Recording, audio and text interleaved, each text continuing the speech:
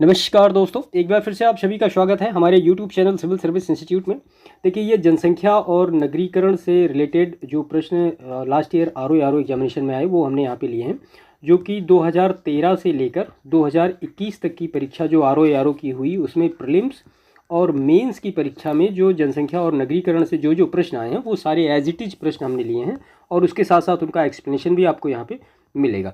ठीक है, तो ये पूरे प्रश्न हैं, लगभग 85-90 के आसपास प्रश्न होंगे जो कि लास्ट ईयर एग्जामिनेशन में पूछे गए हैं और इससे लगभग 5 से लेके 7 प्रश्न तक के प्रीलिम्स एग्जामिनेशन में पूछे जाते हैं, जो कि जनसंख्या और नगरीकरण का टॉपिक होता है। ठीक है, अगर किस सब्जेक्ट में कितने प्रश्न पूछे जा रहे हैं ये सारी चीज़ें आपको देखनी है तो उसके लिए हमने एक अलग सेपरेट वीडियो बना रखा है जिसमें कि सब्जेक्ट वाइज जो वेटेज है क्या क्या है, तो वो वेटेज का पूरा डिटेल आपको मिल जाएगा कि फिजिक्स में कितना आ रहा है, केमिस्ट्री में कितना पूछा जा रहा है, ओवरऑल साइंस में कितना पूछा जा रहा है, हिस्ट्री है, पॉलिटी है, करंट अफेयर है, इन्वायरमेंट है, ये सारी चीज़ों के बारे में हमने डिटेल बना रखा है। तो आप उस वीडियो को एक बार देख लीजिए तो आपको सारा ओवरऑल जो एक मैप है क्वेश्चन पेपर का वो क्लियर हो जाएगा कि लास्ट ईयर जो पैटर्न रहा है प्रश्न पूछने का वो किस तरह से रहा है। ठीक है, तो जनसंख्या और नगरीकरण यानी पॉपुलेशन और अर्बनाइजेशन एक बहुत ही महत्वपूर्ण टॉपिक है और ये बहुत ही एकदम ये समझिए कि एग्जैक्ट टॉपिक है। अगर आपको इसमें से आ रहे हैं तो ये 5 के 5 आप कर पाएंगे और उसका जो प्रश्न पूछने का पैटर्न रहा है, खैर अभी आप देखेंगे इसमें जो प्रश्न लास्ट ईयर पूछे गए हैं वो लगभग एज इट इज़ ही रहा है। कभी लिंगानुपात पूछा गया तो कभी लिटरेसी पूछी गई, कभी उनकी पर्टिकुलर डेफिनेशन पूछी जाती है, यही सारी चीज़ें पूछी जाती हैं। तो उससे पहले कम से कम एक बार आप ये देख लीजिए कि जो लास्ट ईयर प्रश्न पूछने का पैटर्न है लोक सेवा आयोग का वो क्या है और उसके हिसाब से आप अपनी जो प्रिपरेशन है उसको आगे बढ़ाइए। तो हम इस सेशन को पूरा शुरू करते हैं। चैनल को प्लीज़ सब्सक्राइब जरूर करिएगा और वीडियो को लाइक करिएगा, दूसरों को भी शेयर करिएगा अगर आपको लगता है कुछ इस वीडियो में है ऐसा खास। तो इसमें जो सबसे पहला प्रश्न दिया गया है, 2011 की जनगणना के अनुसार अनुसूचित जनजाति के संदर्भ में निम्नलिखित राज्यों का आरोही क्रम है। देखिए, एक रिक्वेस्ट मैं आप सभी लोगों से करूंगा कि जब भी कोई आप प्रश्न ले रहे हैं, परीक्षा में हो या टेस्ट सीरीज में हो, चाहे जहाँ हो, तो कम से कम प्रश्न को एक बार पढ़ने में आप पूरा समय लगाइए। ये बहुत बड़ी गलती होती है हमारी कि हमने प्रश्न देखा, क्या पूछा क्या नहीं पूछा, तुरंत ऑप्शन पे आ गए और तो हम टिक करना शुरू कर देते हैं। तो ये आप थोड़ा सा इस जो अपनी आदत है इसको सुधारिए। वैसे जिन लोगों में है ये आदत वो बहुत अच्छी आदत है कि कम से कम प्रश्न को वो लाइन बाय लाइन पढ़ते हैं। ठीक है, तो प्रश्न को सबसे पहले पढ़ के समझना बहुत आवश्यक है, उसके बाद आप ऑप्शन करिए, क्योंकि 1, 2, 3 प्रश्न इस तरह से गलत हो जाते हैं एग्जामिनेशन में और फिर बाद में जब कट ऑफ आता है तो 1 या 2 प्रश्न से जब हम रह जाते हैं तो वो बहुत दुख देता है हमें महीनों तक का कि यार ऐसा किया होता तो ये हो जाता है, ऐसा अगर नहीं किया होता तो ये हो जाता। ठीक है, और अक्सर अगर जो पुराने लोग हैं वो समझ रहे होंगे कि जिनका 1 या 2 नंबर या 3 नंबर 4 नंबर से इस तरह से रह जाता है, प्रीलिम्स कट ऑफ नहीं होता है, तो वो देखेंगे तो उनको ये लगेगा कि हमारे जो सबसे सिंपल प्रश्न थे वो हमने गलत किए, अगर वो हमने सही किए होते तो हमारा कट ऑफ क्रॉस हो जाता। ठीक है, तो ये आप थोड़ा सा करिए। पहले बात, जो प्रश्न आ रहा है उसको ध्यान से पढ़ लीजिए, भले 1 मिनट लेट हो रहा होने दीजिए, उससे कोई फर्क नहीं पड़ता है। ठीक है, क्योंकि 140 नंबर का जो पूरा क्वेश्चन पेपर आ रहा है इसमें से आपको ये मान के चलिए कि हमें 100 से लेके 110 तक ही सही करने हैं और 100 से 110 अगर आप मान के चलें कि हमें सही करने हैं तो आप 90-95 के आसपास करेक्ट करके आएंगे अगर आपने अच्छी तरीके से मेहनत किया है तो। ठीक है, तो कुछ ज़्यादा ही समय ले लिया शायद मैंने इसमें। चलिए, तो इसमें पूछा गया 2011 की जनगणना के अनुसार अनुसूचित जनजाति के संदर्भ में निम्नलिखित राज्यों का आरोही क्रम क्या है। अब यहाँ पे ऑप्शन ए, ऑप्शन बी इस तरह से दिए गए और सभी ऑप्शन में 4 स्टेट दिए गए हैं कि अनुसूचित जनजाति का क्रम पूछा गया है कि आरोही क्रम पूछा गया है। ठीक है, तो हम इसके ऑप्शन को ना देख के डायरेक्ट इसका एक्सप्लेनेशन देखते हैं कि यहाँ पे क्या है। तो देखिए, अरुणाचल प्रदेश में जो अनुसूचित जनजाति की जनसंख्या है वो 9,51,821, मिजोरम में 10,36,151, नागालैंड में 17,10,973 और मेघालय में 25,55,861। तो इसके हिसाब से आप इसको आरोही क्रम यानी असेंडिंग ऑर्डर में फिटअप कर सकते हैं। अब आपको कोई दिक्कत वैसी नहीं होगी। तो जनसंख्या और नगरीकरण के टॉपिक में आपको ये सारी चीज़ें भी बहुत ही महत्वपूर्ण है, यानी जो आपके पास डेटा है वो बिल्कुल एग्जैक्ट होना चाहिए, 1-2 नंबर का भी इधर उधर नहीं होना चाहिए। अब देखिए, इस प्रश्न में ही अगर आपको ये सारी चीज़ें नहीं पता है तो आप इसको फिटअप करने में आपको दिक्कत होगी। तो इसलिए जनसंख्या और नगरीकरण का जो भी टॉपिक है, जैसे मान लिया लिंगानुपात है, अब उसका एग्जैक्ट डेटा है तो वो आपको याद होना चाहिए। इसके बाद दूसरा जो इसमें प्रश्न दिया गया है, निम्नलिखित भारतीय नगरों में मलिन बस्तियों का प्रतिशत 2011 की जनगणना के अनुसार सबसे कम रहा। तो पूछा जा रहा है कि जो मलिन बस्तियां हैं उनका प्रतिशत जनगणना के अनुसार सबसे कम किस में रहा है। तो यहाँ पर क्या इसके एक्सप्लेनेशन हम देखते हैं। वर्ष 2011 की जनगणना के अनुसार दिए गए विकल्पों में सबसे कम मलिन बस्तियों का प्रतिशत कहाँ पे रहा? अहमदाबाद में। यहाँ लगभग 4.49% आबादी झुग्गी झोपड़ी में रहती है। जयपुर में 10.62%, लखनऊ में 12.9% और बेंगलुरु में कितनी? 8.39% आबादी मलिन बस्तियों में निवास करती हैं। तो ये डेटा आप नोट कर लीजिएगा, एग्जामिनेशन के लिए बहुत ही महत्वपूर्ण डेटा है, क्या पता कहाँ से पूछ लिया जाए क्या। इसके बाद जनगणना 2011 के अनुसार भारत में निम्नलिखित राज्यों में से कौन से राज्य ने सबसे कम नगरीकरण प्रतिशत दर्ज किया? अब इसमें से हिमाचल प्रदेश है, बिहार है, उड़ीसा है, राजस्थान है। तो पूछा गया कि सबसे कम नगरीकरण प्रतिशत कहाँ पे दर्ज किया गया? तो वो है हिमाचल प्रदेश में। ठीक है, यहाँ पे लिखा गया 2011 की जनगणना के अनुसार हिमाचल प्रदेश 10% सबसे कम नगरीकृत राज्य है। ठीक है, और बिहार राज्य की कुल जनसंख्या का 11.3% नगरीकृत, उड़ीसा का 16.70% नगरीकृत है और राजस्थान का 24.9% नगरीकृत है। भारत का सबसे ज़्यादा नगरीकृत राज्य कहाँ है? गोवा 62.2% और केंद्र शासित प्रदेश में सबसे ज़्यादा अगर देखें तो 97.5%, दैट इज़ दिल्ली। ठीक है, तो ये सारे फैक्ट भी आप याद रखिएगा। इसके बाद 2011 की जनगणना के अनुसार निम्नलिखित में से भारत के किस केंद्र शासित प्रदेश में न्यूनतम लिंगानुपात पाया जाता है? तो यहाँ पे यूनियन टेरिटरी की बात हो रही है, यानी केंद्र शासित प्रदेश की बात हो रही है। तो वर्ष 2011 की जनगणना के अनुसार भारत के केंद्र शासित प्रदेशों में न्यूनतम लिंगानुपात कहाँ पाया जाता है? दमन दीव में, यानी 618 महिलाओं पर 1000 पुरुष है वहाँ पे। जबकि सर्वाधिक लिंगानुपात वाला केंद्र शासित प्रदेश कौन सा है? पुडुचेरी है, वहाँ पे 1037 महिलाएं 1000 पुरुषों पर हैं।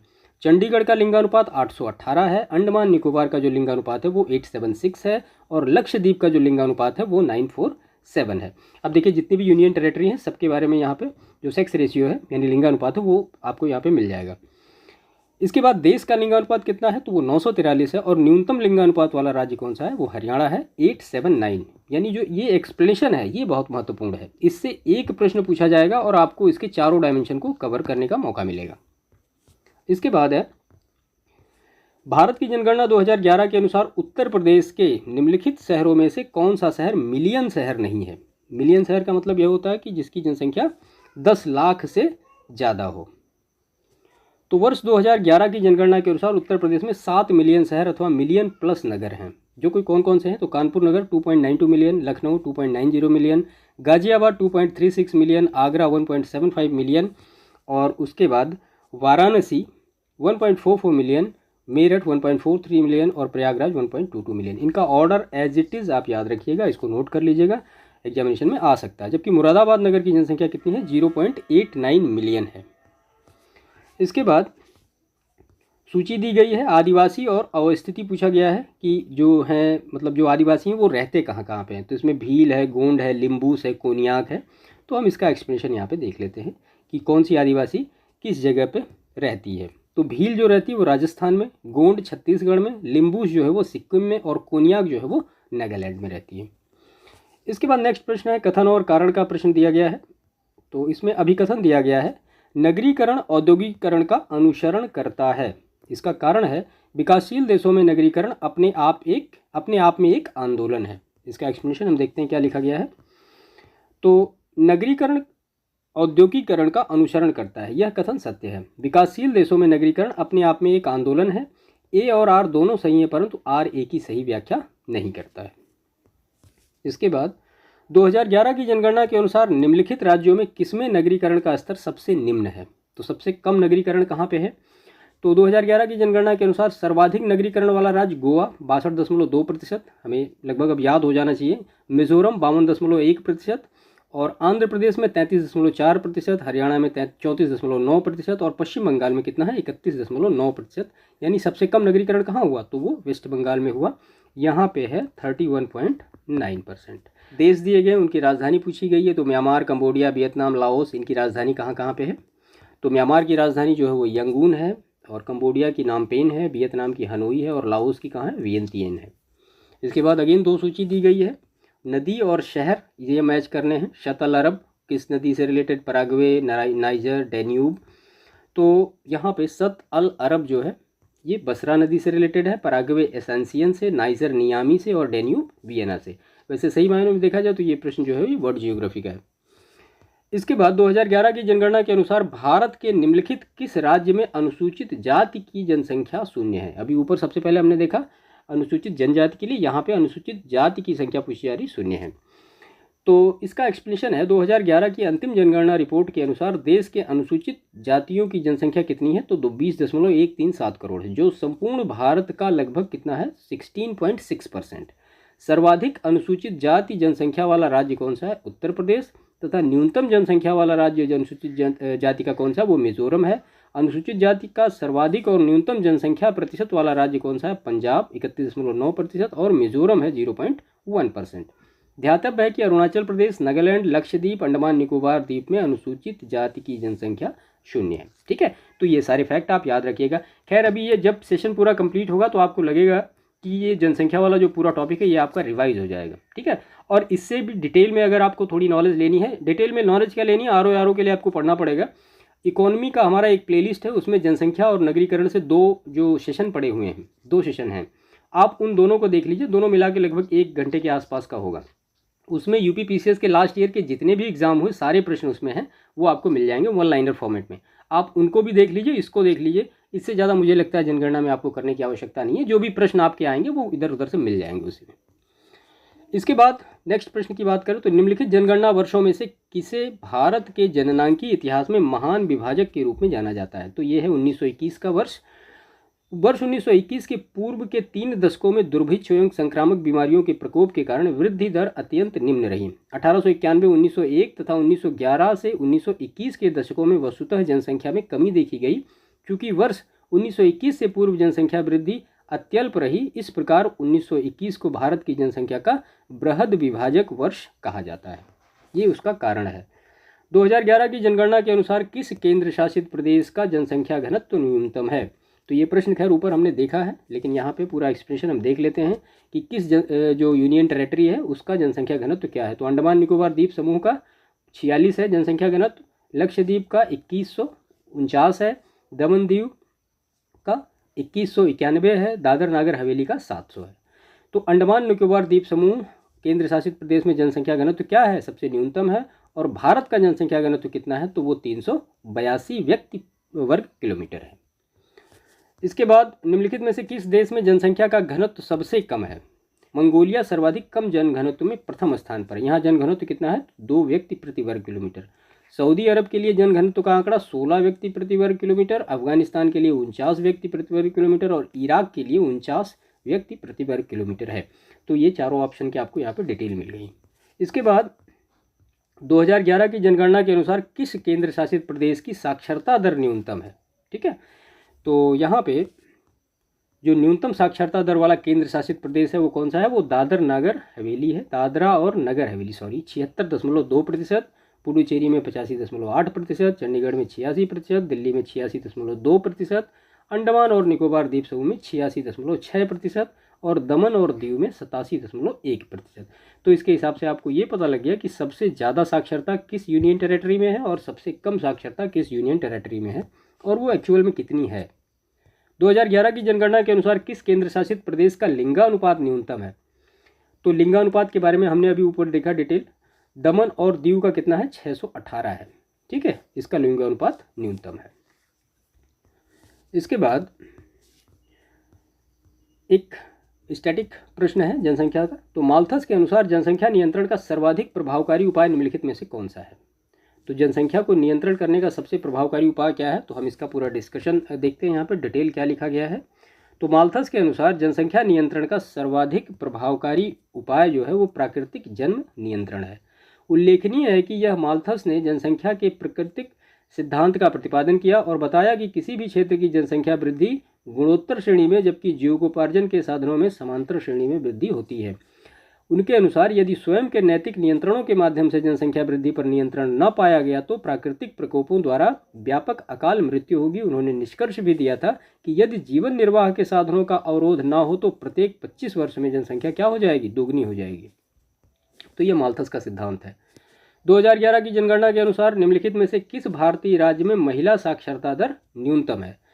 तो महिला साक्षरता दर जो है भारत में साक्षरता दर कितनी है, तो 74.04% है। 2011 की जनगणना के अनुसार पुरुष साक्षरता दर 82.14, प्रतिशत और स्त्री साक्षरता दर 65.46%। उल्लेखनीय है कि अधिकतम महिला साक्षरता दर वाले राज्यों का अवरोही क्रम क्या है, तो वो निम्न है।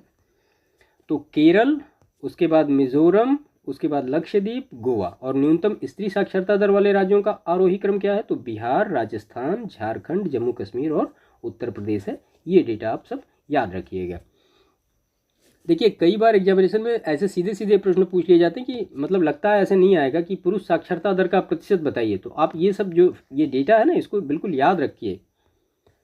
इसके बाद वर्ष 2011 की जनगणना में निम्नलिखित में से किस राज्य की जनसंख्या में कमी आई है, तो यहाँ पे नागालैंड की जनसंख्या में कमी आई है। 2001 से 11 की अवधि में राज्यों में न्यूनतम जनसंख्या वृद्धि दर नागालैंड की कितनी रही, -0.6%। जबकि केंद्र शासित प्रदेशों में अधिकतम जनसंख्या वृद्धि दर कहाँ की रही, तो दादर एवं नगर हवेली की 55.88%। और न्यूनतम जनसंख्या वृद्धि की बात करें तो कहाँ रही, वो लक्षद्वीप में रही।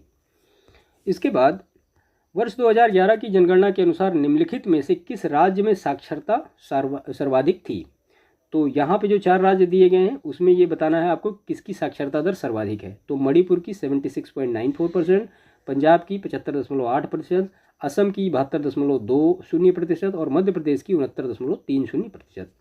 वर्ष 2011 की जनगणना के आंकड़ों के अनुसार राज्यों में सर्वाधिक साक्षरता दर कहाँ पे है, तो वो केरल में है। और न्यूनतम साक्षरता दर कहाँ पे है, तो वो बिहार में 61.8% है। वर्ष 2011 की जनगणना के अनुसार भारत में नगरीय जनसंख्या का देश की कुल जनसंख्या की प्रतिशतता थी। तो नगरीय जनसंख्या कितना है, तो वो कुल जनसंख्या का 31.2% है। बिल्कुल आप रट जाइए इसको। उल्लेखनीय है कि 2011 की जनगणना की तुलना में 2011 में नगरीय जनसंख्या में कितनी वृद्धि हुई, 3.4% की वृद्धि हुई। ये भी बिल्कुल एकदम याद रखिएगा। भारत की वर्ष 2011 की जनगणना के आधार पर निम्नलिखित में से किस राज्य में जनसंख्या घनत्व उच्चतम था, तो अगर भारत का जनसंख्या घनत्व देखा जाए तो वो 382 मिलेगा आपको। और देश में सर्वाधिक जनसंख्या घनत्व कहाँ का है, बिहार का है 1106। और न्यूनतम जनघनत्व कहाँ का है, अरुणाचल प्रदेश का, तो वो 17 है। और ऐसे ही केंद्र शासित प्रदेशों में सर्वाधिक जनघनत्व देखा जाए तो दिल्ली का है 11,320। और न्यूनतम जो जनघनत्व है वो अंडमान निकोबार द्वीप समूह का है, तो वो है 46। ये सारे डेटा आप बिल्कुल याद रखिएगा। नेक्स्ट है वर्ष 2011 की जनगणना के आधार पर निम्नलिखित राज्यों को उनके नगरीकरण के अवरोही क्रम में व्यवस्थित कीजिए तथा नीचे दिए गए कोड का सही उत्तर दीजिए। अब इनके नगरीकरण का आपको वो बताना है कि कितना % कहाँ पे नगरीकरण है, तो हम सारा देख लेते हैं। देखिए यहाँ पे महाराष्ट्र में जो नगरीकरण है 45.2, उसके बाद फिर गुजरात में 42.6, आंध्र प्रदेश में 33.4%, पश्चिम बंगाल में 31.9% है। इसके बाद वर्ष 2011 की जनगणना के अनुसार भारत की कुल नगरीय जनसंख्या में महानगरों की जनसंख्या की प्रतिशतता थी। तो महानगरों की जनसंख्या की प्रतिशतता कितनी है, तो महानगरों की जनसंख्या की प्रतिशतता है 42.61%। उल्लेखनीय है कि 10 लाख या उससे अधिक जनसंख्या वाले नगरों को क्या कहा जाता है, महानगर कहा जाता है। ये डिफिनेशन भी महत्वपूर्ण है। वर्ष 2011 की जनगणना के अनुसार निम्नलिखित में से किस राज्य में नगरीय जनसंख्या की प्रतिशतता न्यूनतम थी, तो जो नगरी भारत में नगरीय जनसंख्या क्या प्रतिशतता आपने देखा ऊपर देखा 31.9% है। और राज्यों में न्यूनतम नगरीय जनसंख्या वाला प्रतिशत कौन सा है, तो वो हिमाचल प्रदेश है। सबसे ज़्यादा ग्रामीण आबादी हिमाचल प्रदेश में रहती है, जबकि अधिकतम कहाँ पे है, वो गोवा में 62.2%। और जबकि जनसंख्या की दृष्टि से सर्वाधिक नगरीय जनसंख्या कहाँ पे निवास करती है, महाराष्ट्र में। इसके पश्चात फिर उत्तर प्रदेश का स्थान आता है, यानी दूसरे नंबर पर उत्तर प्रदेश। वर्ष 2011 की जनगणना के अनुसार निम्नलिखित में से कौन सा राज्य साक्षरता दर एवं नगरीकरण के स्तर में भारत में द्वितीय स्थान पर है, तो वो है मिजोरम की साक्षरता दर कितनी है, 91.3%। और नगरीकरण यहाँ का कितना है, 52.1%। तो दोनों ही दृष्टि से देश के राज्यों में दूसरे स्थान पर, जबकि साक्षरता की दृष्टि से केरल और नगरीकरण की दृष्टि से गोवा प्रथम स्थान पर है। तो ये सारी फैक्ट आप याद रखिएगा। वर्ष 2011 की जनगणना के अनुसार उत्तर प्रदेश में साक्षरता दर में 2001 से 11 के बीच में कितनी वृद्धि हुई है, तो वो जो वृद्धि हुई है वो हुई है 11.45%। इसको आप याद रखिएगा। इसके बाद भारत की जनगणना 2011 के अनुसार उत्तर प्रदेश के निम्नलिखित में से किस जिले की साक्षरता दर सर्वाधिक है।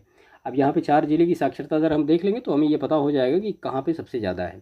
ठीक है, तो उत्तर प्रदेश की सबसे पहली बात साक्षरता दर कितनी है, तो वो 67.7% है, जिसमें पुरुष साक्षरता दर 77.3, महिला साक्षरता दर 57.2 है। ठीक है, और साक्षरता की दृष्टि अगर देखा जाए तो गौतम बुद्ध नगर है, कानपुर नगर है, औरैया है, इटावा है, गाजियाबाद है।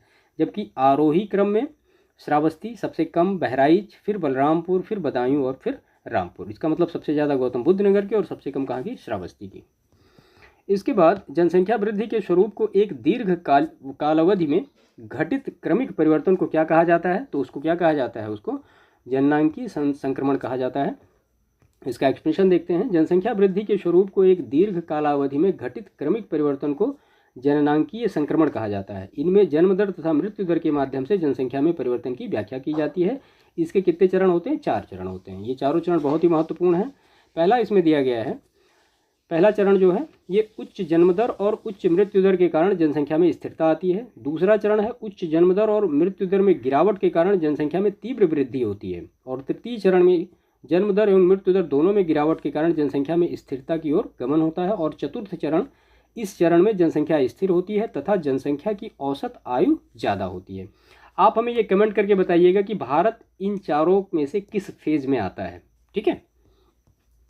इसके बाद यूपी 2011 की भारत में जनगणना के अनुसार साक्षरता है। तो उत्तर प्रदेश की साक्षरता दर पूछ रहा है कितना है, तो वो है 67.68% या 7%, एक ही बात है। पुरुष और महिला की साक्षरता दर भी देख लीजिए, 77.3% और 57.2%। इसके बाद इसमें नेक्स्ट प्रश्न है, 2011 की जनगणना के आधार पर उत्तर प्रदेश के संदर्भ में निम्नलिखित आंकड़ों में से कौन सा सुमेलित नहीं है, पूछा जा रहा है। तो देश की जनसंख्या में उत्तर प्रदेश की जनसंख्या का प्रतिशत कितना है, 18.5%, और ये गलत है। बाकी जो जनघनत्व है 829 है, और जनसंख्या का प्रतिशत में जो वृद्धि हुई दशक में 2001 से 11 में 20.23 है, और महिला साक्षरता दर 57.18% है, ठीक है। तो यहाँ पे देखिए इसका एक्सप्रेशन लिखा कितना है, उत्तर प्रदेश की जनसंख्या देश की कुल जनसंख्या का कितना है, 16.51% है, ना कि 18.1%। तो इस हिसाब से ऑप्शन ए जो है वहाँ पे गलत है। निम्नलिखित में से किस राज्य की जनसंख्या सर्वाधिक है, तो यहाँ पे बताना है आपको। तो जाहिर सी बात है, ये तो बहुत बेसिक क्वेश्चन है, उत्तर प्रदेश की जनसंख्या सर्वाधिक है। लेकिन एक बार फिर भी आप देख लीजिए जो डेटा है। उत्तर प्रदेश की जनसंख्या 19,98,21,341, महाराष्ट्र की 11 करोड़, बिहार की 10 करोड़, गुजरात की 6 करोड़, ठीक है। थोड़ा आइडिया रखिएगा इनका भी। इसके बाद कथन और कारण का प्रश्न दिया गया है। तो भारत की जनगणना हर 10 वर्ष पर की जाती है, और 10 वर्ष की अवधि के दौरान भारत की जनसंख्या अधिकांशतः अपरिवर्तित रहती है। तो बेसिक क्वेश्चन है कॉमन सेंस का, ये तो सही है, 10 वर्ष में की जाती है। कब से शुरू हुई भाई, तो ये हुई है 1881 से कंटिन्यू हुई है। अपरिवर्तित नहीं रहती है, परिवर्तित तो होती ही है। तो ऑप्शन सी है, ये सही है, आर गलत है। जनगणना 2011 के अनुसार निम्नलिखित में से किसमें जनसंख्या घनत्व सबसे कम है। अब आपको यहाँ पे बताना है जनसंख्या घनत्व सबसे कम किसमें है, तो हम चारों का देख लेते हैं। तो बिहार का जनसंख्या घनत्व सबसे ज़्यादा पूरे इंडिया में, तो 1106, पश्चिम बंगाल का 1028, केरल का 860 और उत्तर प्रदेश का 829। इसके बाद नेक्स्ट है, इसमें 2011 की भारत की जनगणना के लिए निम्नलिखित में से कौन सा आदर्श वाक्य उपयोग किया गया था। तो आवर सेंसस आवर फ्यूचर, ये जो टैग लाइन है इसको आप याद रखिएगा। और भी बहुत सारी चीज़ें इस एक्सप्लेनेशन में है, इसको देख लीजिए। तो 2011 की जनगणना भारत की 15वीं जनगणना है, ठीक है, और स्वतंत्र भारत की ये 7वीं जनगणना है। आवर सेंसस आवर फ्यूचर यानी हमारी जनगणना हमारा भविष्य के आदर्श वाक्य के साथ प्रारंभ इस जनगणना की कालावधि क्या थी, 9 फरवरी 2011 से 28 फरवरी 2011 तक। इस जनगणना के अंतरिम आंकड़े कब प्रकाशित हुए, तो 31 मार्च 2011 को, जबकि अंतिम आंकड़े 30 अप्रैल 2013 को जारी किए गए। इसके बाद निम्नलिखित राज्यों में 2011 की जनगणना के अनुसार उनके नगरीकरण के अवरोही क्रम में व्यवस्थित कीजिए तथा राज्यों के नीचे दिए कूटों का सही उत्तर चुनिए। अब इसमें आपको नगरीकरण देखना, तो हम एक्सप्लेनेशन देखते हैं। तो गोवा का जो नगरीकरण है सबसे ज़्यादा आप जानते हैं 62.2%, मिजोरम का 52.1%, तमिलनाडु 48.4% और केरल 47.7%। इसके बाद फिर कथन और कारण का प्रश्न है। तो कथन दिया गया है, भारत में सन 2001 के पश्चात शहरीकरण में तीव्र वृद्धि हुई, और कारण है भारत में मोबाइल संप्रेषण के क्षेत्र में क्रांति हो रही है। अब आप इतना तो समझ गए होंगे कि दोनों आपस में रिलेट नहीं करते हैं, ये सही होगा, आर सही होगा, और ये आपस में रिलेट नहीं करेगा। या तो इसमें से भारत में 2001 के पश्चात शहरीकरण में तीव्र वृद्धि हुई है, सही बात है, और मोबाइल संप्रेषण के क्षेत्र में क्रांति भी हो रही है, बट आपस में वो रिलेटेड नहीं है। वर्तमान में भारत में नगरीकरण कितना है, तो 31.2% है, वो आपने देखा है। और निम्नलिखित में से किस राज्य में 2011 की जनगणना के अनुसार 10 लाखी प्लस के नगरीय समूह नहीं है, तो वो कहाँ नहीं है, तो उड़ीसा में 10 लाखी नगर नहीं है। तो यहाँ पे पूरा एक एक्सप्लेनेशन देख लीजिए कि कितने हैं। तो भारत में कितने 10 लाखी नगर हैं, तो वो हैं 53, बिल्कुल याद रखिएगा। जिसमें से सर्वाधिक 7 जो हैं 10 लाखी नगर कहाँ पे हैं, उत्तर प्रदेश और केरल में हैं। उड़ीसा में एक भी 10 लाखी नगर नहीं है। हरियाणा व जम्मू कश्मीर में एक एक तथा झारखंड में 3 10 लाखी नगर, यानी जिनकी जनसंख्या 10 लाख है। भारत की 2011 की जनगणना के अनुसार सर्वाधिक जनसंख्या निम्नलिखित नगरीय युग्मों में से किसमें दर्शित हुई है, तो वो हुई है मुंबई और दिल्ली में। एक्सप्लेनेशन इसका देखते हैं। तो भारत की 2011 की जनगणना के अनुसार सर्वाधिक नगरीय जनसंख्या मुंबई व एवं दिल्ली नगरीय युग्मों में दर्शित हुई है। भारत के 4 महानगरों की जनसंख्या का अवरोही क्रम इस प्रकार है, तो मुंबई, दिल्ली, कोलकाता और बेंगलुरु, ये याद रखिएगा डेटा। इसके बाद 2011 की जनगणना के अनुसार भारत की जनसंख्या विश्व की जनसंख्या का कितना प्रतिशत है, तो वो जो है वो 17.5% है। यहाँ पे कोई ऑप्शन नहीं मिला, इस वजह से ये प्रश्न आयोग द्वारा हटा दिया गया था। तो विश्व के कुल भूभाग का 2.4% और कुल जनसंख्या का 17.5%, ये दोनों ही फैक्ट आप याद रखिएगा। इसके बाद भारतीय सामाजिक संरचना के मुख्य लक्षण, अब इसमें 4 दिए गए, आपको बताना है कि कौन कौन से हैं। तो ग्रामों में अधिक जनसंख्या और विभिन्न धर्म, विभिन्न जातियाँ, तो ये तीनों ही इसके लक्षण हैं। ठीक है, यानी भारतीय सामाजिक संरचना के मुख्य लक्षण क्या है, ये है। निर्धनता उसमें नहीं आता है। क्यों नहीं आता है, इसका एक्सप्लेनेशन भी दिया गया है। दिए गए विकल्पों में से ग्रामों में अधिक से अधिक जनसंख्या, विभिन्न धर्म, विभिन्न जातियाँ भारतीय सामाजिक संरचना के मुख्य लक्षण हैं। इसके बाद इसमें नेक्स्ट प्रश्न है, स्थायी जनसंख्या संरचना के लिए निम्नलिखित में से एक प्रक्रिया का चयन करिए।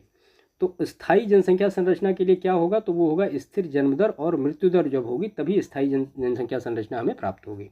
ठीक है, इसमें लिखा गया है, स्थायी जनसंख्या संरचना की स्थिति में जन्म दर एवं मृत्यु दर दोनों समान, नीची एवं नियंत्रित दर से परिवर्तित होते हैं, जिससे जनसंख्या वृद्धि दर स्थिर बनी रहती है। स्थिर जनसंख्या संरचना विकसित एवं उन्नतशील समाज की जननांकीय विशेषता। निम्नलिखित महाद्वीपों में से किसका सन 2011 में जनसंख्या का घनत्व सबसे कम रहा है, तो वो दक्षिण अमेरिका का जनसंख्या घनत्व सबसे कम रहा है। इसके बाद जनसंख्या दिवस के उपलक्ष्य में उत्तर प्रदेश में स्वास्थ्य विभाग द्वारा 11 से 24 जुलाई 2015 के मध्य चलाए गए जनसंख्या से संबंधित अभियान को क्या नाम दिया गया, तो वो जनसंख्या स्थिरता पखवाड़ा, ये नाम दिया गया था।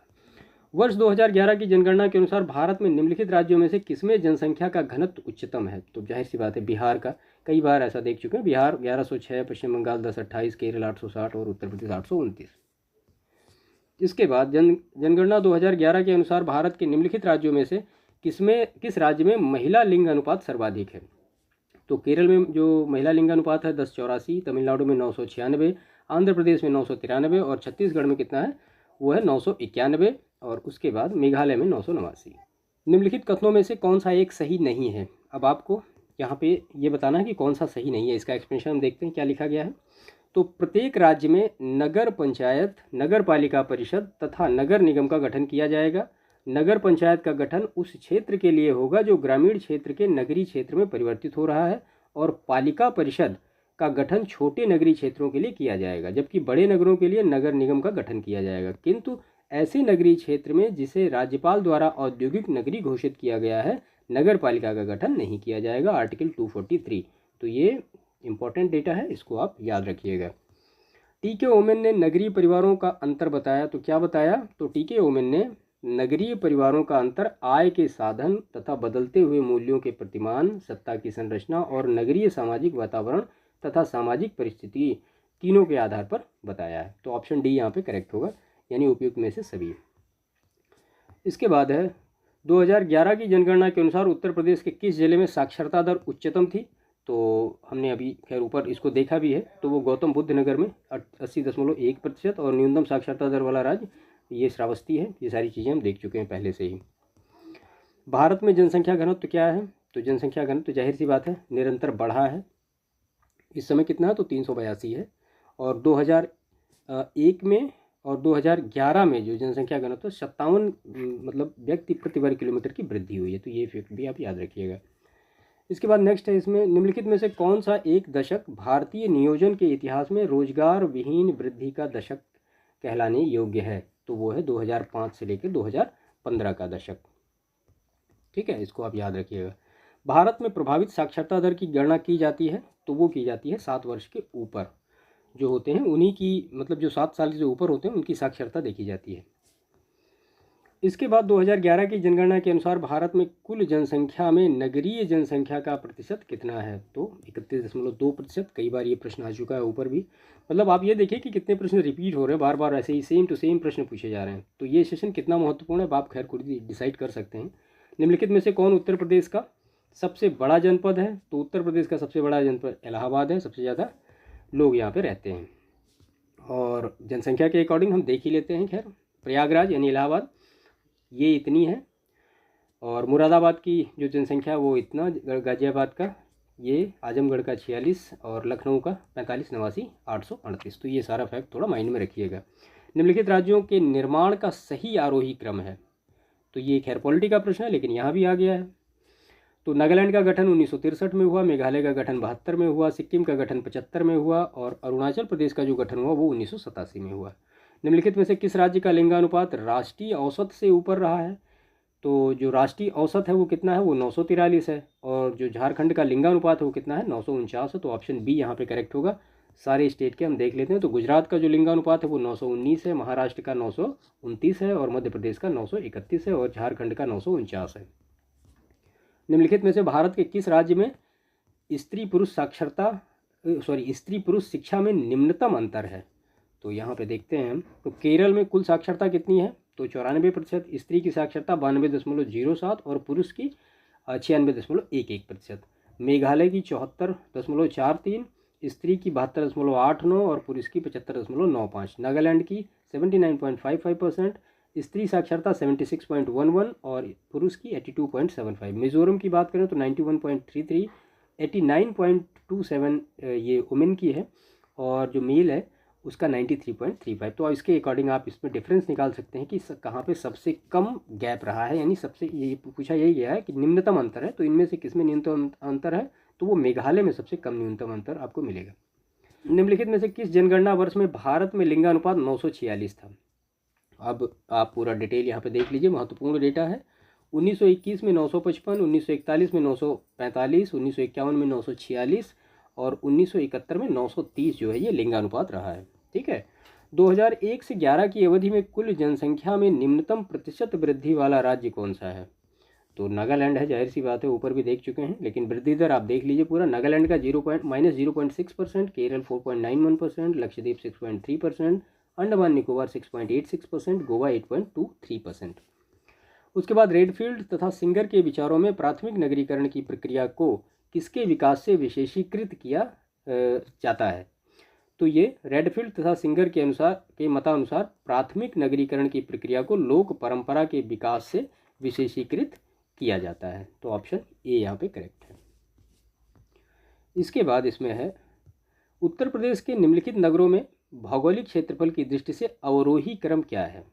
तो आप देख लीजिए, वाराणसी का जो क्षेत्रफल है वो है 1535 वर्ग किलोमीटर, गौतम बुद्ध नगर का 1442, बागपत का 1321 और संत रविदास यानी भदोही का यह 1015 वर्ग किलोमीटर। वैसे किस राज्य ने मृत्यु गणना की शुरुआत की? तो कर्नाटक राज्य ने सबसे पहले मृत्यु गणना की शुरुआत की। जनगणना वर्ष और लिंगानुपात को मैच करना है, आपको ये बताना सुमेलित इसमें से कौन सा नहीं है। ठीक है। तो यहाँ पे 943 है लिंगानुपात 2011 के अकॉर्डिंग। और भारत में सर्वाधिक लिंगानुपात केरल का 1084 और न्यूनतम हरियाणा का 879 है। और केंद्र शासित प्रदेशों के संदर्भ में अगर लिंगानुपात की बात करें तो पुदुचेरी का सबसे ज़्यादा 1037 और न्यूनतम लिंगानुपात जो यूनियन टेरेटरी में है वो दमन और दीव का 618 है। यहाँ पे 2011 में 925 नहीं है, वो कितना है? वो है 943। बाकी 1951 में 946, 1971 में 930 और 1991 जो लिंगानुपात था वो 927 है। निम्न में से कौन सी एक 2001 से 11 के दशक में भारत की जनसंख्या की दशकीय वृद्धि रही? तो वो रही 17.64%। तो 2001 से 11 के दशक में भारत की जनसंख्या की दशकीय वृद्धि दर कितनी रही? 17.70%। और राज्यों में सर्वाधिक दशकीय वृद्धि वाला राज्य कौन सा है? तो मेघालय 27.9% और न्यूनतम दशकीय वृद्धि वाला राज्य नागालैंड है -0.6%। आई थिंक अब आपको याद हो गया होगा सब कुछ। इसमें नेक्स्ट प्रश्न है, निम्नलिखित सर्वाधिक यौन अनुपात 2011 की जनगणना के अंतिम आंकड़ों के अनुसार वाले राज्यों केंद्र शासित क्षेत्रों का अवरोही क्रम में कौन सा अनुक्रम है? ठीक है, यौन अनुपात यानी लिंगानुपात की बात हो रही है। तो यहाँ पे केरल में जो है वो 1084, पुदुचेरी में 1037, तमिलनाडु में 996 और आंध्र प्रदेश में 993 है। इसके बाद 2011 के 11 जनगणना के अंतिम आंकड़ों के अनुसार 7 वर्ष एवं उससे अधिक आयु के पुरुष महिला को किन राज्यों में संख्या से अधिक है। ठीक है, तो यहाँ पे इसका एक्सप्लेनेशन देखते हैं। तो बिहार, महाराष्ट्र, उत्तर प्रदेश तथा पश्चिम बंगाल में सभी राज्यों में 7 वर्ष एवं उससे अधिक आयु के पुरुषों की संख्या स्त्रियों से अधिक है। ठीक है, तो बिहार में पुरुष इतने, महिला इतने, महाराष्ट्र में इतने पुरुष इतनी महिला, उत्तर प्रदेश में इतने पुरुष इतनी महिला और पश्चिम बंगाल में इतने पुरुष इतनी महिला है। एक बार ऐसे ही फॉर्मूले आप भी देख लीजिएगा। इसके बाद कथन कारण का एक प्रश्न दिया गया है। तो उत्तर प्रदेश में साक्षरता दर स्थिर तरीके से बढ़ती है और कारण है महिलाओं में साक्षरता दर की वृद्धि पुरुषों में वृद्धि दर के अनुरूप समगति नहीं हो रही है। इसका एक्सप्लेनेशन हम देखते हैं। तो महिलाओं में साक्षरता दर में वृद्धि पुरुषों की तुलना में तेजी से बढ़ रही है तथा उत्तर प्रदेश में साक्षरता दर स्थिर दर से बढ़ती रही है। तो कथन और कारण दोनों सत्य हैं, किंतु कारण जो है वो कथन की सही व्याख्या नहीं करता है। उत्तर प्रदेश की साक्षरता दर 67.7%, पुरुष 77.3 और स्त्री 57.2। इसके बाद एक अगेन कथन और कारण का प्रश्न दिया गया है। तो उत्तर प्रदेश सबसे अधिक जनसंख्या वाला प्रदेश बना हुआ है, सही है। बिहार, पश्चिम बंगाल और तथा महाराष्ट्र क्रमशः अवरोही क्रम में उसके नीचे हैं। तो दूसरा तो नहीं सही है, क्यों नहीं सही है हम देखते हैं इसको। उत्तर प्रदेश के पश्चात अवरोही क्रम में जनसंख्या महाराष्ट्र, बिहार, पश्चिम बंगाल की है। तो कथन ए सही है, आर गलत है। सर्वाधिक जनसंख्या शीर्ष वाले राज्य उत्तर प्रदेश, फिर महाराष्ट्र, फिर बिहार और फिर पश्चिम बंगाल है। ठीक है, इसके बाद ये 2011 की जनगणना के अंतिम आंकड़ों के अनुसार निम्नलिखित में से कौन सा कथन सही है। सही उत्तर के चयन हेतु नीचे दिए गए कूटों का उपयोग कीजिए। अब ये 4 कथन दिए गए हैं, चारों में से आपको बताना है कि कौन सा सही है कौन सा गलत है। तो हम इसकी व्याख्या देख लेते हैं, सारी चीज़ें क्लियर हो जाएंगी। सर्वाधिक साक्षरता दर वाले राज्य कौन से? केरल 94%, मिजोरम 91.3% और गोवा 88.7%। सर्वाधिक पुरुष साक्षरता दर वाले केरल, लक्षद्वीप और मिजोरम, और सर्वाधिक महिला साक्षरता दर वाले केरल, मिजोरम और लक्षद्वीप। तो ये सारा जो डेटा है इसको आप याद रखिएगा। भारत के निम्नलिखित राज्यों में उनकी नगरीय जनसंख्या 2011 के अवरोही क्रम में व्यवस्थित कीजिए तथा नीचे दिए गए कूट को सही उत्तर कीजिए। तो यहाँ पे पूरा डिटेल हम देखते हैं। तो महाराष्ट्र की ग्रामीण जनसंख्या इतनी है, नगरीय जनसंख्या इतनी है, और ग्रामीण जनसंख्या का प्रतिशत इतना और नगरीय जनसंख्या का प्रतिशत इतना। ये सारा आप एक बार इसका स्क्रीनशॉट ले लीजिएगा, थोड़ा याद रहेगा। और नगरीय जनसंख्या का अवरोही क्रम क्या होगा? तो वो होगा महाराष्ट्र, उसके बाद उत्तर प्रदेश, फिर तमिलनाडु और फिर पश्चिम बंगाल। ये थोड़ा महत्वपूर्ण डेटा है, हो सकता है एग्जामिनेशन में इस तरह के प्रश्न फिर से आ जाएं। निम्नलिखित में से कौन से कथन सही हैं? तो सही उत्तर के लिए चयन हेतु नीचे दिए गए कूट का उपयोग करना है। तो ये 4 कथन दिए गए हैं, आपको इसमें से ये बताना है कि कौन सा सही है। तो स्वतंत्रता के पश्चात वर्ष 2001 से 11 के मध्य नगरीय क्षेत्रों की जनसंख्या की वृद्धि ग्रामीण क्षेत्रों की अपेक्षा अधिक रही। ग्रामीण जनसंख्या वर्ष 2011 में 68.85% रही तथा नगरीय जनसंख्या 31.15% रही। वर्ष 2001 में भारत में नगरीकरण का स्तर 27.81% था, जबकि उक्त वर्ष में ग्रामीण जनसंख्या का प्रतिशत 72.19% था। तो ऊपर वाले जितने भी चारों ऑप्शन हैं उसमें से आप सही गलत छांट सकते हैं। इसके बाद भारत के निम्नलिखित संघ शासित क्षेत्रों को उनके नगरीकरण के स्तर 2011 के अवरोही क्रम में व्यवस्थित कीजिए तथा नीचे दिए गए कूट का सही उत्तर चूज करिए। तो 2011 की जनगणना के अनुसार संघ शासित क्षेत्रों का उनके नगरीकरण का अवरोही क्रम क्या है? तो दिल्ली, चंडीगढ़, लक्षद्वीप और दमन दीव। इसके बाद इसमें प्रश्न है, भारत के निम्नलिखित राज्यों को उनके नगरीय जनसंख्या 2011 के आरोही क्रम में व्यवस्थित कीजिए। तो यहाँ पे अरुणाचल प्रदेश दिया गया है, नगरीय जनसंख्या 3 लाख, मिजोरम नगरीय जनसंख्या 5 लाख के आसपास, नागालैंड 5,70,000, सिक्किम 1,53,000। तो जो आरोही क्रम होगा वो इस तरह से होगा, सिक्किम, अरुणाचल प्रदेश, नागालैंड और मिजोरम। 2011 की जनगणना के अनुसार भारत में जनगणना नगरों की कुल संख्या है तो वो है 3894। तो वर्ष 2011 की जनगणना के अनुसार भारत में कुल नगरों की संख्या कितनी है? तो वो 7,933 है, जिसमें जनगणना नगरों की संख्या कितनी है? 3,892 है, और सांविधिक नगरों की संख्या कितनी है? तो वो 4,041 है। तो ये सारा जो डेटा है इसको आप याद रखिएगा, तीनों एग्जामिनेशन में आ सकता है। ठीक है, तो ये लास्ट ईयर के पूरे प्रश्न थे जो कि 2013 से लेके और 2021 तक की आर की जितनी परीक्षाएं हुई हैं प्रीलिम्स और मेंस की, वो सारे प्रश्न हमने यहाँ पे एक जगह कॉन्साइज कर लिए थे विद एक्सप्लेनेशन। तो आई थिंक ये सेशन आपके लिए काफ़ी महत्वपूर्ण होगा, और प्रश्नों को भी आपने देखा होगा तो घुमा फिरा के लगभग एज इट इज प्रश्न जो है वो रिपीट भी हो रहे हैं, ऐसा नहीं है कि प्रश्न जो है वो रिपीट नहीं हुए हैं। ठीक है, तो इस सेशन को यहाँ पे समाप्त करते हैं। चैनल को सब्सक्राइब करिएगा, वीडियो को लाइक करिएगा और दूसरों को भी शेयर करिएगा अगर आपको लगता है तो। बाकी मिलते हैं नेक्स्ट सेशन में, तब तक के लिए आपका बहुत बहुत धन्यवाद। Thank you.